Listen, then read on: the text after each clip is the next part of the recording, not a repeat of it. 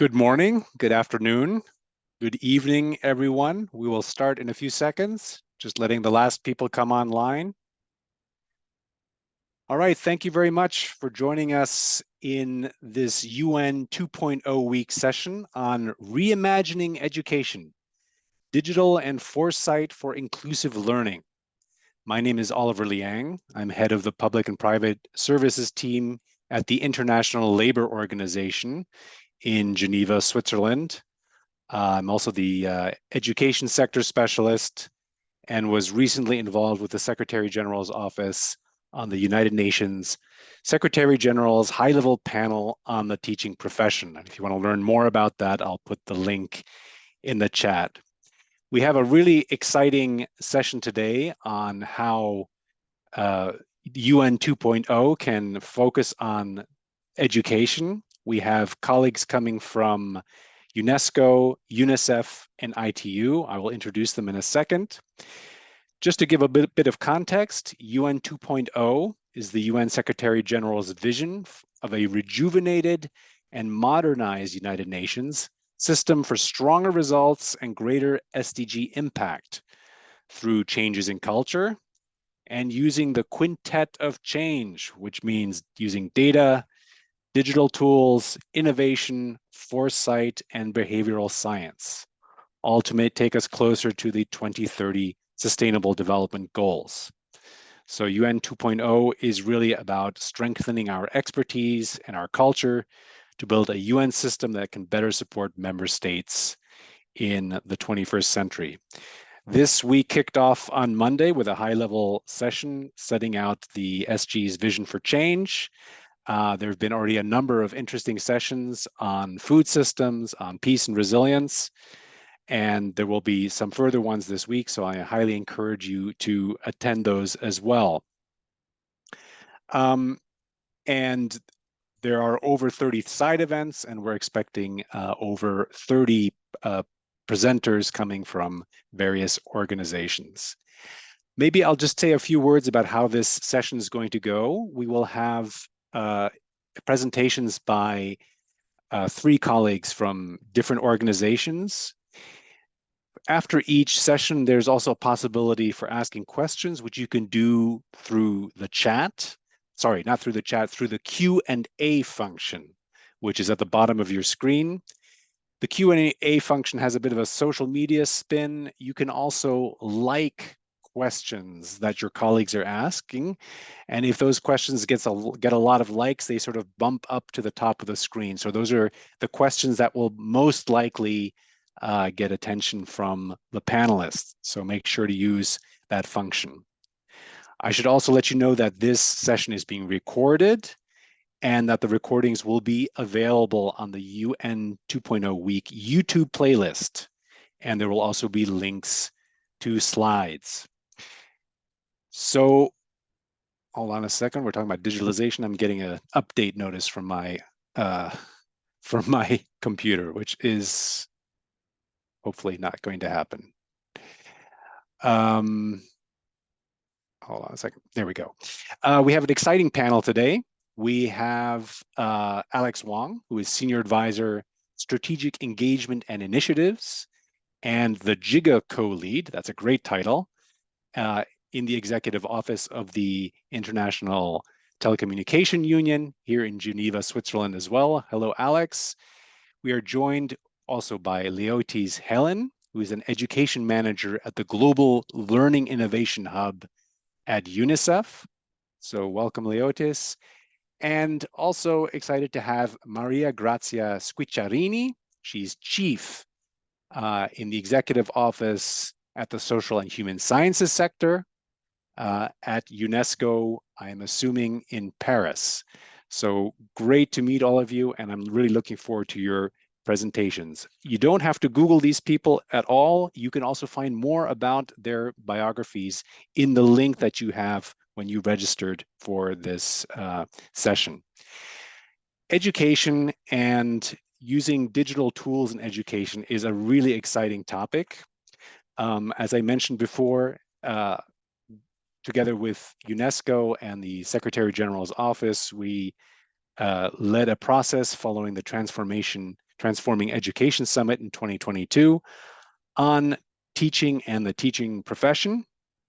And technology came up as a major topic. It is, of course, a game changer and highly transformative in the world of education, offering the possibility of education and training to millions of people who might not have access. At the same time, it is potentially also a major divider, because we all know that the digital divide is something that can challenge us, and it will have big impacts on learning, on teaching, on pedagogy, not to mention the socio and psychological effects that digital tools might have. So I think this is a really key topic. To get us into the topic, maybe we'll just do a little quiz where everyone can participate. And I can ask perhaps my co-organizers to get that quiz going. So the first question is, do we know what percentage of primary and secondary children are estimated to be currently out of school? And I believe you can vote using the system, so please cast your vote.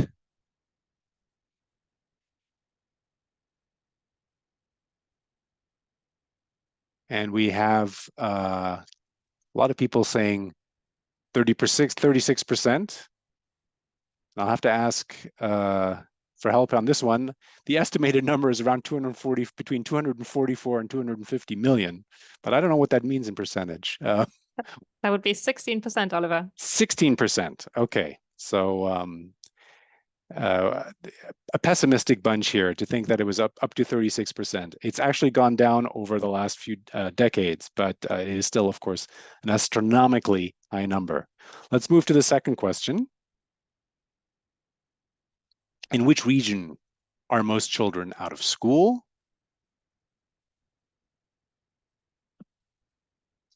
So please cast your vote on that one.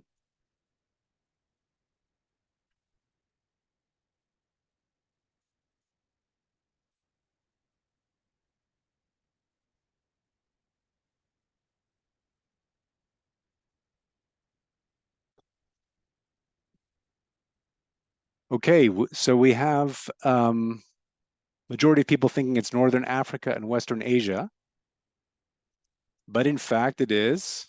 And Joanna, come in here again, please, because you wrote the question. Central and Southern Asia, with I believe that was 20% of children, or 90 million, out of school. Okay, yeah. So I guess in terms of density, that would be the region. So interesting. So again, not quite what we expected. And I think we have a third question. We do not, Oliver. We don't. Okay. That was not the one about the connectivity. All right, good. So clearly there are still massive education challenges. A lot of kids still out of school. The World Bank has said even the ones that are in school are still not achieving major learning targets. We know that there's still an estimated shortage of teachers of around 40 million that would be needed to achieve 2030 education goals. We still know that there are disparities between girls and boys in terms of secondary completion, and big disparities when it comes to certain topics, such as the STEM topics. And clearly one of the solutions to this, or one of the potential solutions, is utilizing technology and digital tools in the field of education. So our first person to speak today, I will turn it over to Maria Grazia, who will tell us a little bit about what UNESCO is doing in this field, in particularly using Foresight and futures literacy within the Education Futures program. Over to you, please. Thanks a lot, colleagues, and thanks a lot, Oliver. It's a pleasure to be here with you today. Am I unmuted now? Yes, I suppose so. We can hear you. Perfect. So I would be pleased. Yes, I can see also the slide in the back. So as mentioned, my name is Maria Grazia Spicciolini, and I'm the Chief of the Executive Office of the Social and Human Sciences sector here at UNESCO. What I would like to talk to you about today is to share some insights from UNESCO collaboration on foresight and future literacy with the Education Futures Program at the Philippine Department of Education, so-called DepEd. UNESCO has a decade-long experience in working on the ground to champion a capability-based approach to navigating future uncertainties and complexities. As we know, the COVID-19 pandemic actually happened as a global shock and affected the lives of everybody around the world. And of course, it was no exception, unfortunately, the continuity in education in the Philippines. In a scoping study, DepEd's Future Unit highlighted how the pandemic affected both young learners and the skill levels of adult Filipinos, with 91% of 10-year-old kids suffering from learning poverty, according to the World Bank, and 51% of adults requiring reskilling and upskilling, according to the WEF, as a consequence. Now, aware of these challenges, they identified 4 future goals for learning in the Philippines, namely the flourishing of communities, proactive citizenship, readiness for work, and agency. So with these objectives in mind, local UNICEF colleagues approached UNESCO's Future Literacy and Foresight team. And this actually acknowledged our shared mandates on youth and education, commitment to interagency collaboration, and advancing foresight as a critical component in the UN Quintet of Change. So as a matter of fact, I'm very pleased to be here today with our colleagues from UNICEF. So in this collaboration, UNESCO led the co-design and implementation of 2 Futures Labs, of future masterclasses linking theory and practice, and a strategic foresight forum for policymakers.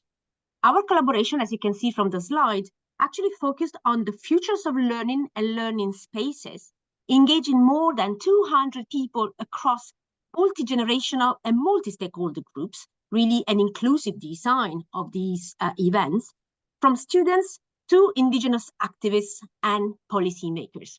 Please, next slide. With our learning by doing approach, UNESCO's Future Literacy Lab invited participants to explore the full spectrum of possibilities for learning.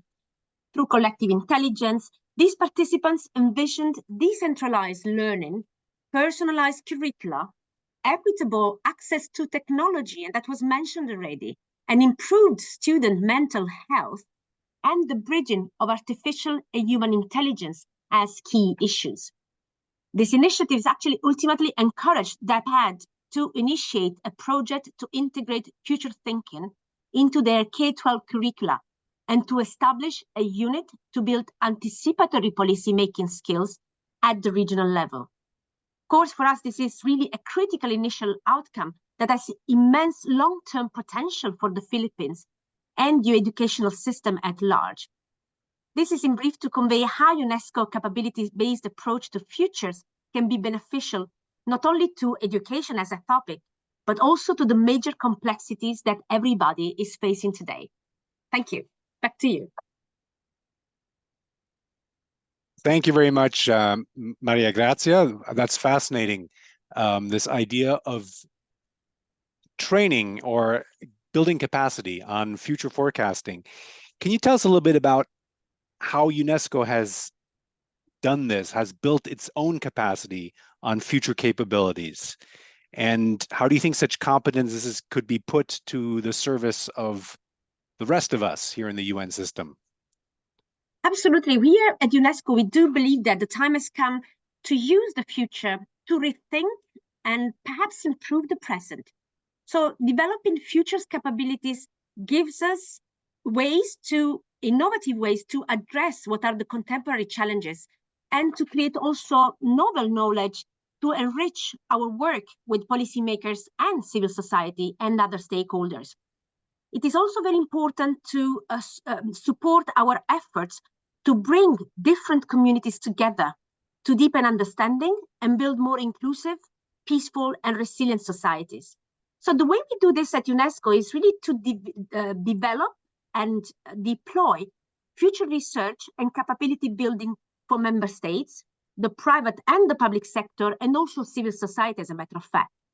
We do this through tailor-made future literacy laboratories and also retreats, Foresight retreats. We also organize academic symposia, and we have on the 2nd of December, our World Futures Day. When talking about the UN system in particular, actually, as you may know, we work closely with the UN Futures Lab as core group partners and have the privilege to coordinate the vibrant UN strategic foresight community of practice. The community actually aims to represent a safe space, a locus to exchange on best practices and the lessons learned with a view to improve the understanding and the application of foresight approaches across UN system and make better use of foresight and also future literacy and other future-oriented approaches in action. Thanks very much, Maria Grazia. We'll come back to you a little bit later. I want to bring into this discussion Leotis Helen from UNICEF, who will tell us a little bit about how her agency is working on using the power of technology and EdTech tools aimed at improving math and numeracy. Over to you, Leotis. Thank you, Oliver, and good morning, good afternoon, good evening to everyone who's connected online. It's really great to be able to share the work of the UNICEF Learning Innovation Hub. We are a relatively new business unit under the Office of Innovation of UNICEF, based here in Finland. And of course, as the name suggests, we are focusing on education and SDG 4. Next slide, please. We are here, I think there was reference to the learning crisis, and the figures are really shocking. As we know, 70% of children, 10-year-olds in low and middle income countries cannot read a basic statement, and this number has been increasing from 53% in 2015. So the work of the Learning Hub is really focused on trying to leverage innovations and technology, in particular education technology or EdTech, on how we can address this learning crisis, but also shape the future of learning now. Next slide, please. So I'm gonna talk about a specific project we're working on of testing a math gamified learning platform in 3 countries, in Bhutan, Uzbekistan, and Laos. Basically, this platform, it won the UNICEF 2022 EdTech Award, and it uses AI to gamify and personalize learning for students. What is also critical to note is that it puts teachers at the heart of implementing the tool. So it's integrated into teaching and learning in the classroom with teachers trained how to use it. We have seen really amazing results. The pilot runs for 12 weeks. In these countries, the contents are aligned to the national curriculum, and the implementation is led by the Ministry of Education. In Bhutan, we have shown really great progress after just 12 weeks of use. And we get these figures because we have a pre-test and a post-test, and we also compare students who are using the math platform to students in the same grade in nearby schools who are not using the platform.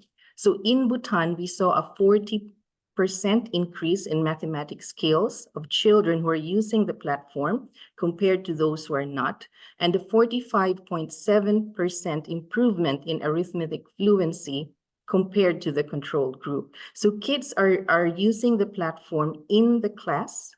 Teachers integrate this in their math lessons at least once a week, and kids are also encouraged to use it at home. These are the results we have seen so far in 12 weeks, and these countries are very much interested to accelerate the implementation of this math learning tool. So it's really transforming learning in the classrooms. Next slide, please. I'm sharing this pilot because for the Office of Innovation, we are trying to have this innovation methodology of really modeling to scale. So doing a pilot first to understand how to do the right things. So learning what works, iterating before we try to accelerate, to do the right things right, and learning again from it before we scale up. So this is the approach we're taking in these 3 countries. That's why we're piloting at a small scale, learning how it's working, what are the different challenges that we face, and trying to address it before we accelerate for scale. I think that's all from my end for now, Oliver. So happy to answer any further questions. Thank you very much, Leotis, and congratulations on this interesting initiative. You talked about that you're piloting this, that it's still at a small scale. Can you tell us a little bit about the future steps are, what you've learned and what you'll be perhaps doing differently as you scale up, and maybe how countries are also taking ownership of this and learning to innovate themselves? Can you address a little bit those questions? Thanks, Oliver. As mentioned, we are really following this pilot to scale methodology. And so for now, with the learnings from the pilot, the governments are very much keen to accelerate. And what we're also saying is that it covers now the whole grade across the country. For example, grade 5 in Bhutan. So all kids in grade 5 will then be accessing this platform before then learning again from this accelerated phase before maybe bringing it to more grades across the country. And this pilot is being done with the governments, with the ministries of education, of course, with the UNICEF country offices, really partnering with their ministries of education in order to implement and really learn throughout the process. Teachers, as mentioned, are at the core. So we're also, there's a lot of issues when you pilot EdTech tools, especially they're very new to the countries. But at the core of this is, again, involving teachers and also finding the solutions from the teachers themselves. So a really good practice, just quickly to highlight, is we made communities of practice with the teachers who were engaged, and they themselves were sharing lessons from the pilot and how they're addressing the challenges that they've encountered. Okay, thank you very much. We'll come back to you as well because that's really interesting experience. Our third panelist I'd like to bring in is Alex Wong from the ITU, and he's going to tell us about the GIGA initiative, which I think is very well known in the education community, but would love to hear more about what ITU is doing in that regard. Over to you.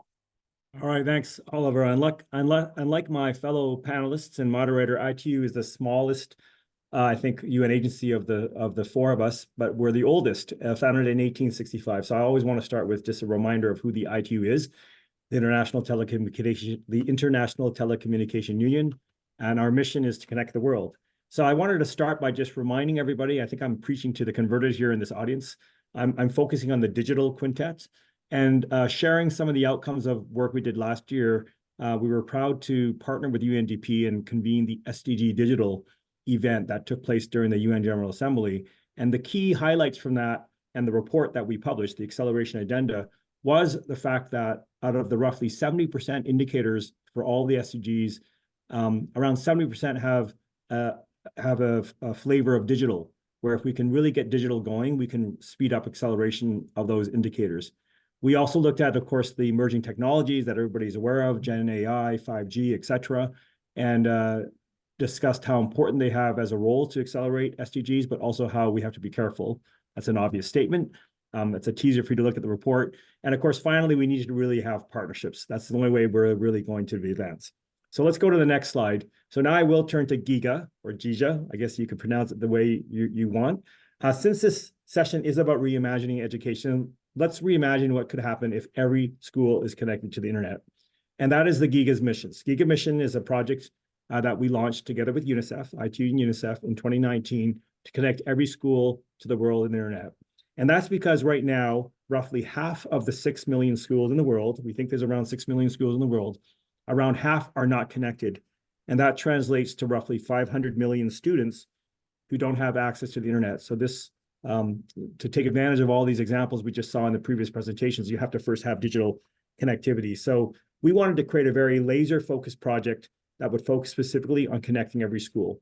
And thank you, Oliver, for pointing this out. Hopefully, some of you have heard about GIGA because it's been mentioned in the most recent Global Digital Compact Zero Draft as an example of how we can promote connectivity. And I also wanted to highlight, because we have a lot of education colleagues in the audience, connectivity, of course, is not enough. And that was a key message in the Transforming Education Summit, that we also need content and capacity. So we go in with a focus on connecting the schools, knowing it's part of the solution, but requires other parts. So the next slide just shows you how GIGA works in a nutshell. The simplest is our graphic on the right-hand side.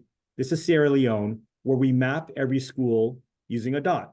Red means not connected, yellow means partially connected, green means connected with a suitable level of connectivity so that the student, the school can benefit from what digital can do. And you can see in Sierra Leone, which is one of our 34 countries, we're active in 34 countries right now, that 98% of the schools remain red.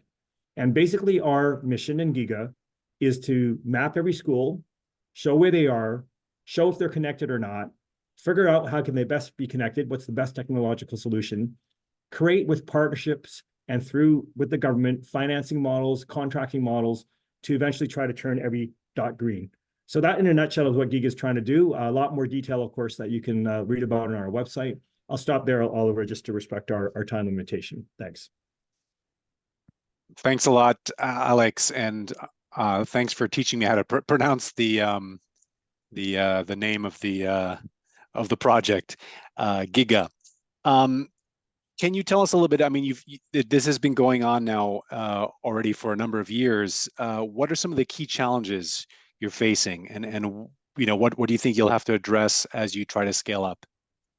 So, I mean, we have set as an ambition by 2030 to get every school connected, but just to clarify, that does not mean GIGA or ITU or UNICEF is going to go in there and connect every school. What we need to do is create all the enabling conditions that allow others. So the biggest challenge is to make sure that we create what we're calling the tools, the GIGA tools, open source. We're creating a whole toolbox of tools that anyone can use that help advance these 4 areas. That's the sort of core mission of our Barcelona Tech Center in Spain. I want to recognize Spain as one of our big donors for GIGA.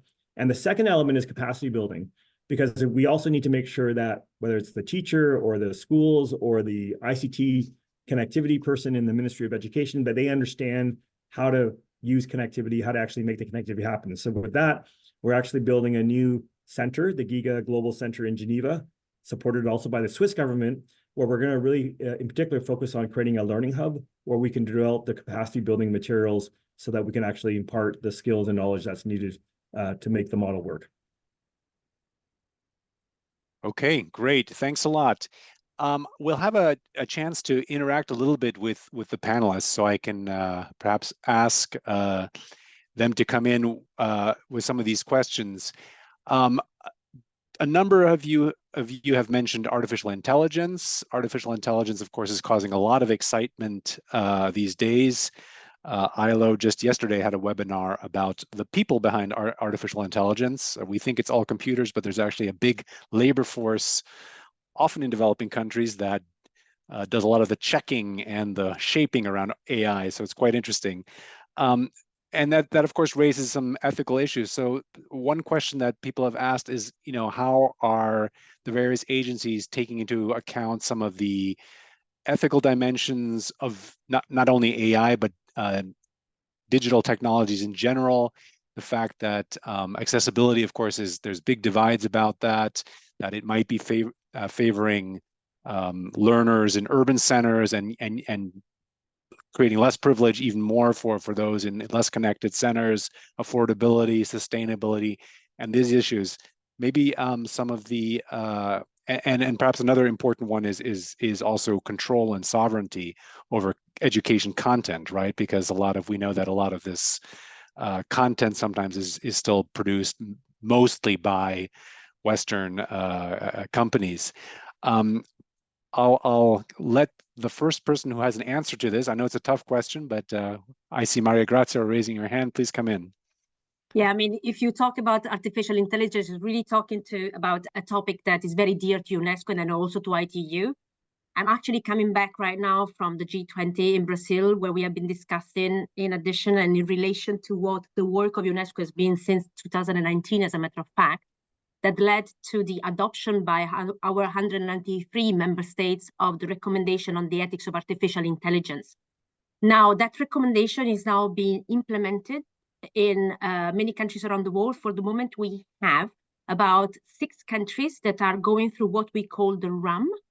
The RAM is Readiness Assessment Methodology, which actually aims at looking where countries are in terms of exactly the issues we were mentioning. So the endowment in terms of capabilities, both technical and human capital, in terms of legislation, regulation, and also actually reflects the 11 policy chapters that are covered in the recommendation, which go from the data policy that is applied to cybersecurity, to actually non-discrimination. So actually the ethics in the, let's say, in the recommendation is nothing philosophical, it's something very practical, which means respecting human rights, human dignities, and fundamental freedoms.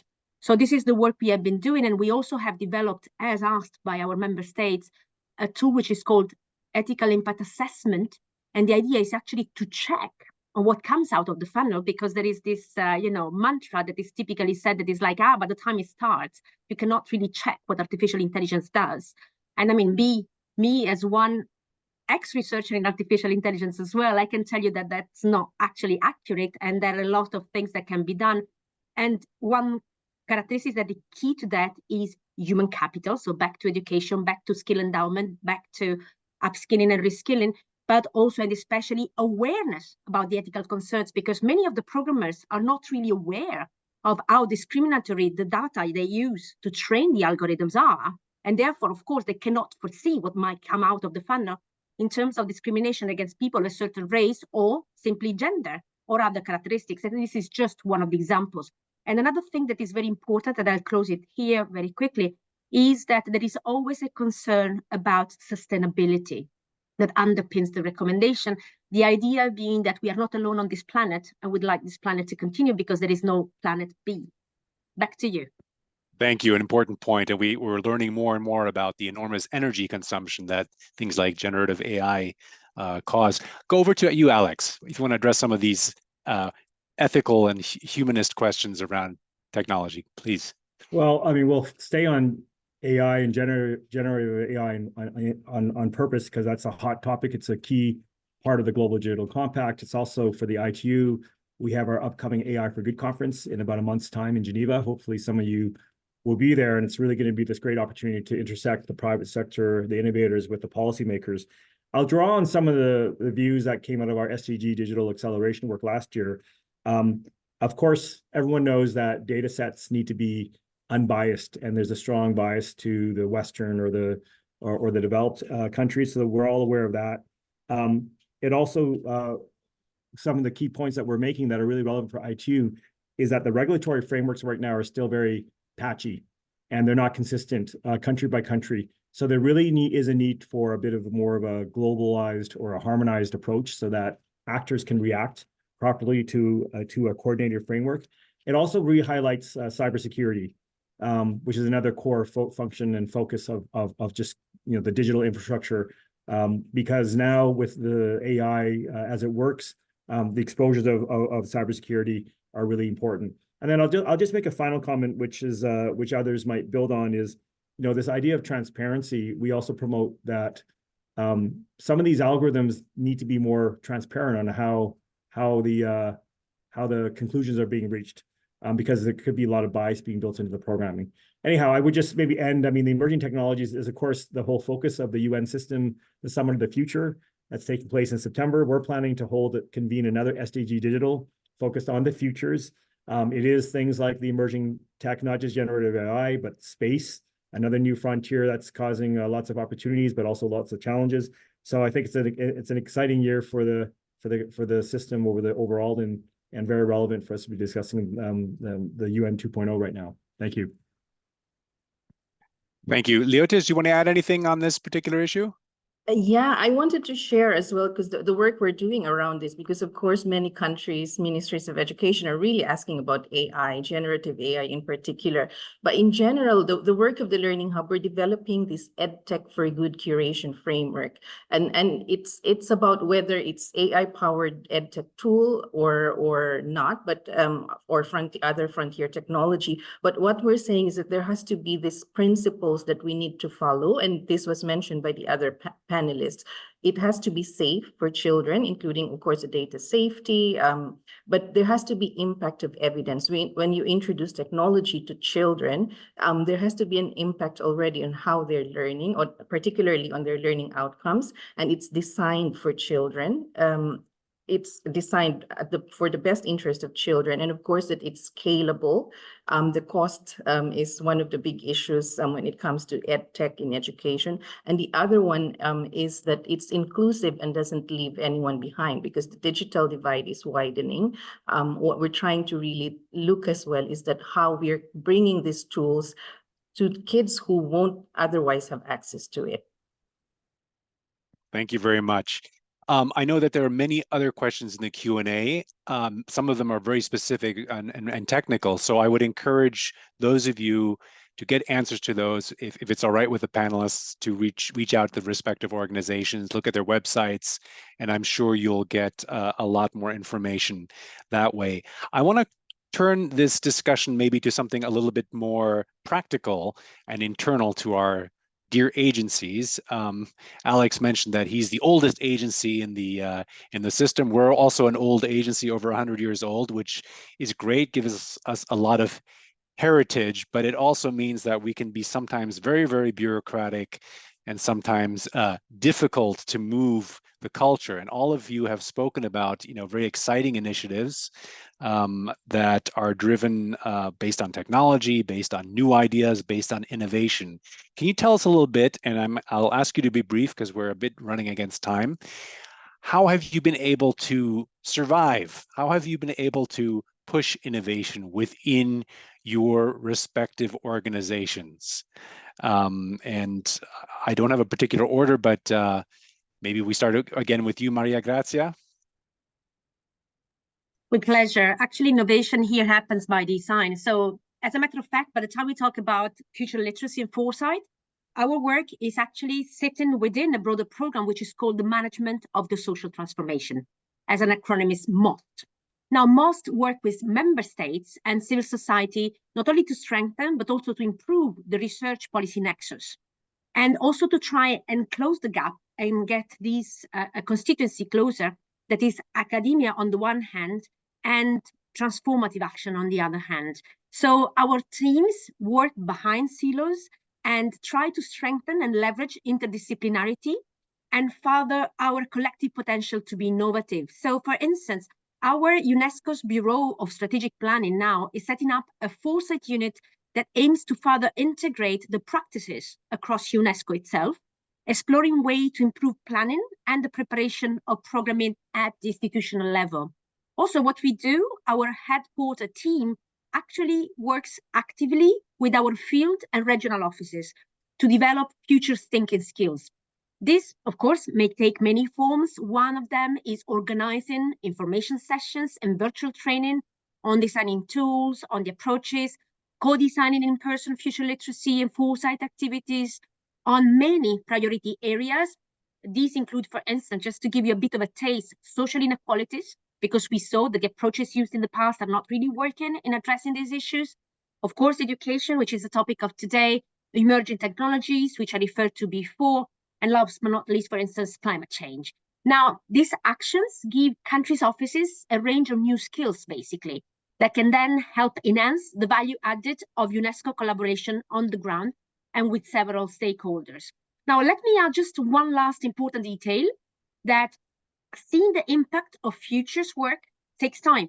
It's not really like immediate, because the process is the product in and by itself. So it means that not by the time we have one lab done, then, it's done. It's something that takes iterations and investment of time in order to show the biggest also structural impact in the future. So for instance, our Future Lab and Foresight programs has benefited from a multi-year collaboration with Prince Mohammed bin Fahd University in Saudi Arabia.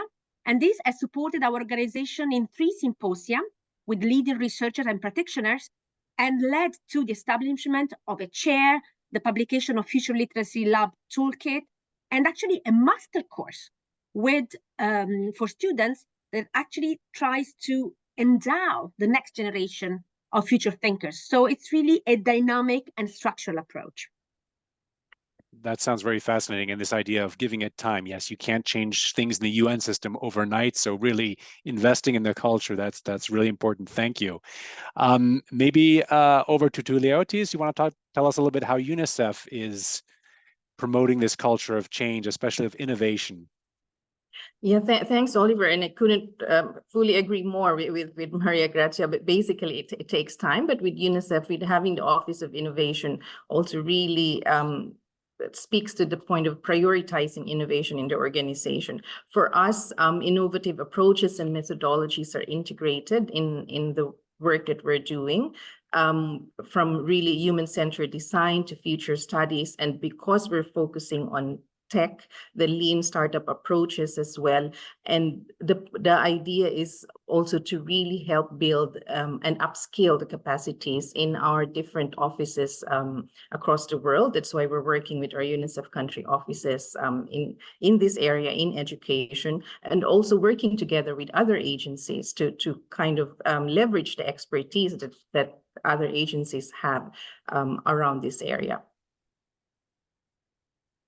Thank you. And I guess, yeah, having an innovation office helps because it really shows high-level buy-in on this particular approach.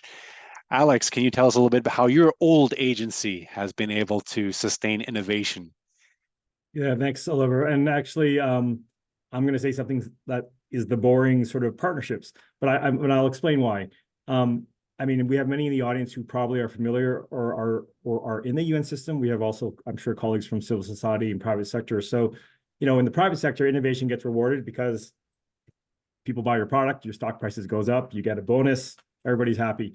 In the public sector, I think innovation is tougher because scaling innovation means that thing that everybody is willing to try, you go back to your day job.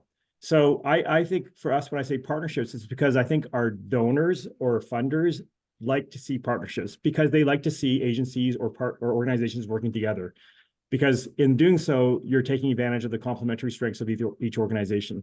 And I will go back to GIGA as an example, and we've been having a wonderful partnership with UNICEF because they're very complementary. And I think the world recognizes that, whether it's a government or whether it's a donor, they see the combination of UNICEF's field presence and their reputation with children and the focus on education and kids together with ITU, which is a technical agency, which has a relationship with the regulatory authority in every country that has the technical understanding. And why not? That makes a lot of sense. So if we're going to do something like Connecting Every School, what better than to have a combination of 2 agencies working together? So, you know, for innovation to really take root, but also scale does require resources. And, you know, in our world, a lot of that means being able to come out with a very compelling value proposition to the donors. And they have to choose. Do they choose to fund this? Do they choose to fund that? And, you know, we're out there, and I think showing partnerships, showing how the UN system can work together. And we have other examples. All of you, I'm sure, have examples where we work together, I think is a real key way for us to achieve our broader mission. Oh, thanks for reminding us that. I mean, we hear about collaboration and partnership all the time, but it is actually much harder to do. It's a challenge to do it properly and well in a sustainable way. And if you can do it and pull it off, it really adds value. You mentioned scaling up and you know, looking out for resources. Maybe I'll just turn to you for the second question, which is about how can we successfully scale up innovation. So you've innovated, you have a culture, you've been able to create a culture of innovation, gotten something that's going. Now, how do you take it to the next level? You talked about partnerships, but is there anything else you're doing to scale up things that you think are going well? I'll start with you, Alex, since you brought it up. It's just a follow-on to what I said earlier, because the resources we've been able to mobilize because of the partnerships, and I'm talking about the GIGA initiative, has allowed us now to create some institutions like the Technology Center in Barcelona, like the new learning hub that we're going to create in Geneva, where we now are creating a capacity where that innovation can be translated into, in this case, a tool or something that now sticks around. And then it becomes part of how, hopefully, next time someone looks at how to connect to school, they do it differently because there's a tool they can use or there's a training that they went to. And so now the innovation is sustainable. So that switch to scaling and keeping the innovation sustainable does require the system change. And so you have to figure out the way to take the innovation and institutionalize it. I guess I used that word earlier. So I'll end with that. Thanks. Thanks very much, Alex. Leotis, can I ask you a little bit about scaling up? You've talked about how UNICEF has now created this kind of innovation office and it has created a culture. What are the next steps for scaling up your innovative approaches? Yeah, one of the key critical areas as well, of course, is the evidence. Really, what documenting what works, generating the evidence for that, and of course, getting the buy-in of like-minded partners. I think Alex mentioned about partnerships. We are also trying to mobilize as many partners as we can, including from the private sector and different governments. The Learning Innovation Hub is basically also powered by Finland, and we have this partnership to leverage the ecosystem here. But the other one as well is understanding the business models, because as Alex mentioned, resources are very critical. And scaling, for example, EdTech solutions in countries require a lot of resources. So really trying to understand what business models could work. But innovative partnerships are also critical. And those are different areas that we're also looking at, but really trying to understand the context as well in the countries where we are working in. Thanks so much. And evidence is such a key issue, including evidence if we fail, right? I mean, that's so important. If you're going to innovate, it's guaranteed you're going to fail, you're going to mess things up, and we have to learn from this. And that doesn't mean we shouldn't do it. We have to take risks, but what the key is learning from mistakes and make sure it's a growing experience. So thanks for that important point. Maria Grazia, you want to tell us a little bit about what you're planning next to scale up the impressive innovation culture that you've been and forecasting culture you've been able to cultivate at UNESCO? Absolutely, I can't agree more with Lotus. We need evidence. I mean, me as a microeconometrician, I really value the evidence based on actual also numbers and not only qualitative evidence. I think both are very important. But another thing that we believe is very important at UNESCO is actually to have this long-term view on things. Think of the possible scenarios that might occur, and this is our thinking in a futures type of oriented way, and then act short-term, keeping clear and keeping inside that long-term objective that one wants to achieve.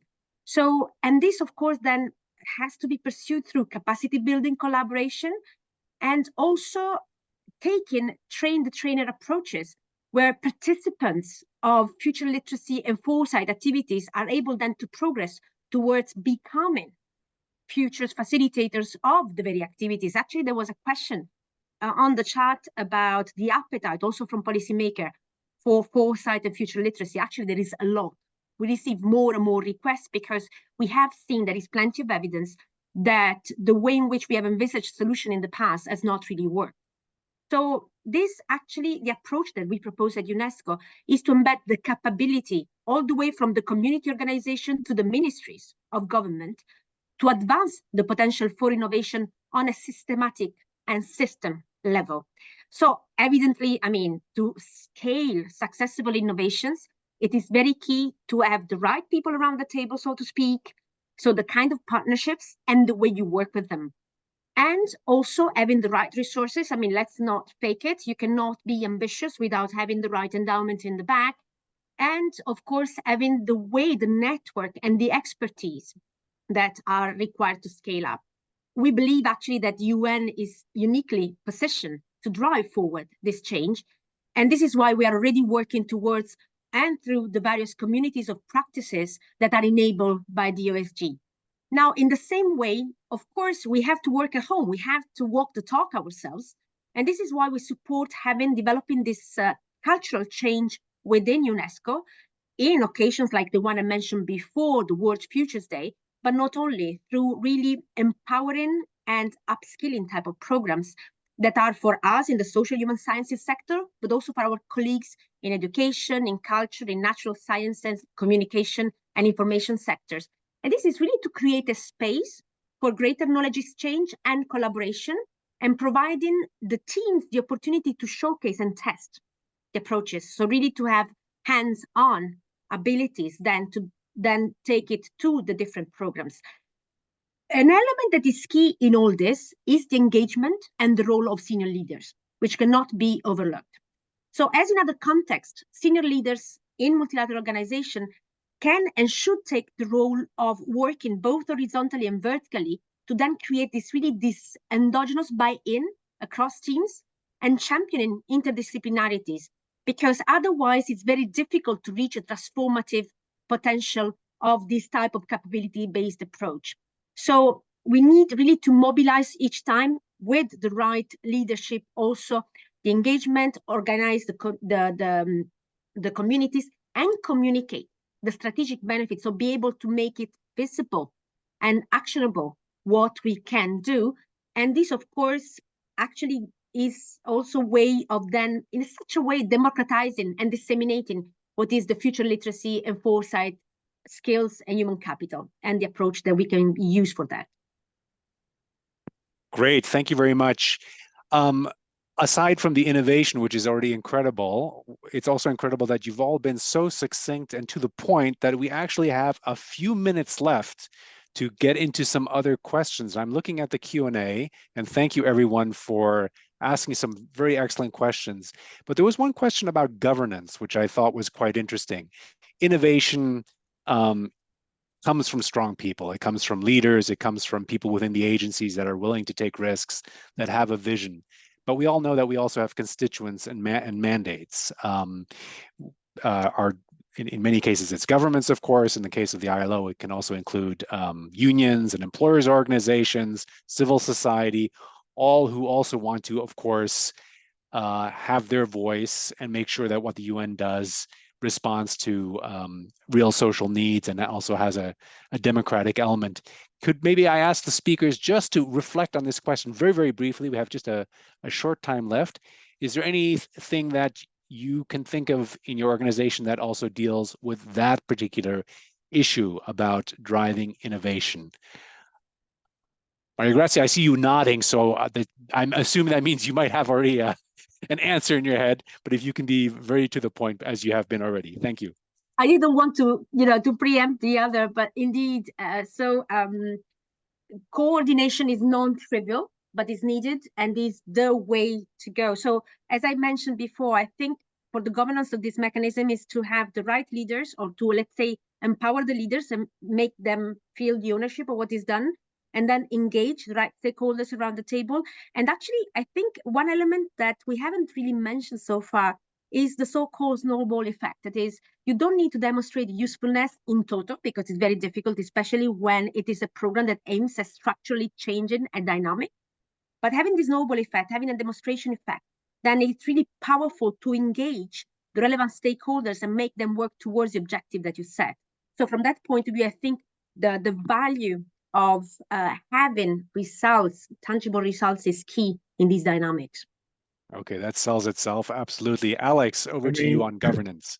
Here's our UN plug. I mean, this is our core strength, is that we deal with the head of country level, and within each of our agencies, we're dealing with some minister in that government. So collectively, we have all the ministries covered. And in fact, the local governance is critical, because often, especially these changes we're talking about in the quintet, they're multi-dimensional. So it's not like the Ministry of ICT alone or the Ministry of Education alone.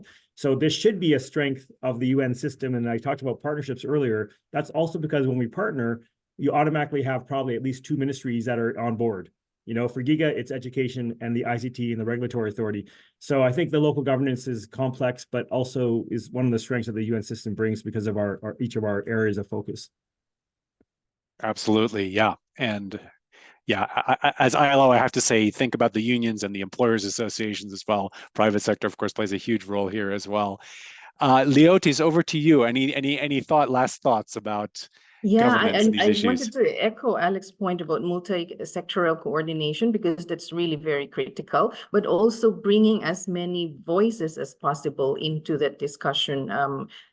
Especially if we look at education, it really is a multi-sectoral effort. It's not just the responsibility of the Ministry of Education, and it's the same, especially now when we're trying to integrate technology and digital learning and expand digital learning. So having that as well is very critical, and looking at both the vertical and the horizontal levels for coordination. Thanks very much. Well, listen, I think this brings us to the end of this short but very exciting webinar. I feel like this was a cruel appetizer when you're very hungry to give an indication of some really exciting initiatives coming out of your 3 agencies. And I know there's going to be a lot of requests for more information, so don't be surprised if you're contacted about this. I have to say, listening to all this gives me hope that indeed, the UN system, which is often criticized for being slow, for being sclerotic, can encourage and can foster new ideas, new approaches, and not only, throwing tech around, but doing it in a strategic way, doing it in a way that's aware of the many impacts and social dimensions and ethical dimensions that these kinds of interventions bring about. And so it's been really fascinating to hear how your 3 agencies are doing this, are scaling this up, and have also inculcated this culture with your agencies, which I know is not an easy task. So congratulations and thank you to each and every one of you for this great participation today. I'd just like to end by encouraging everyone else to join other sessions of the UN 2.0 week. I understand that in short time, there will be another session on green horizons, scaling up for climate solutions. Of course, a very, very challenging topic, and one that where innovation and forecasting and all the quintet of tools will be especially important. If you miss any of the sessions, you can grab them on the UN 2.0 week YouTube playlist, which I'm sure will go viral. You can see all the webcasts there, and you can sign up to the UN 2.0 mailing list so that you can stay in the loop and be informed of upcoming events. I also want to thank Johanna and Fiona who organized all this. Thanks really for your help. It was very smooth. And with that, I'll say goodbye to everyone who participated. Thank you very much for your attention on this. And I hope to see you all soon again at a future event. Keep on innovating, keep on changing the UN for the better. Thank you.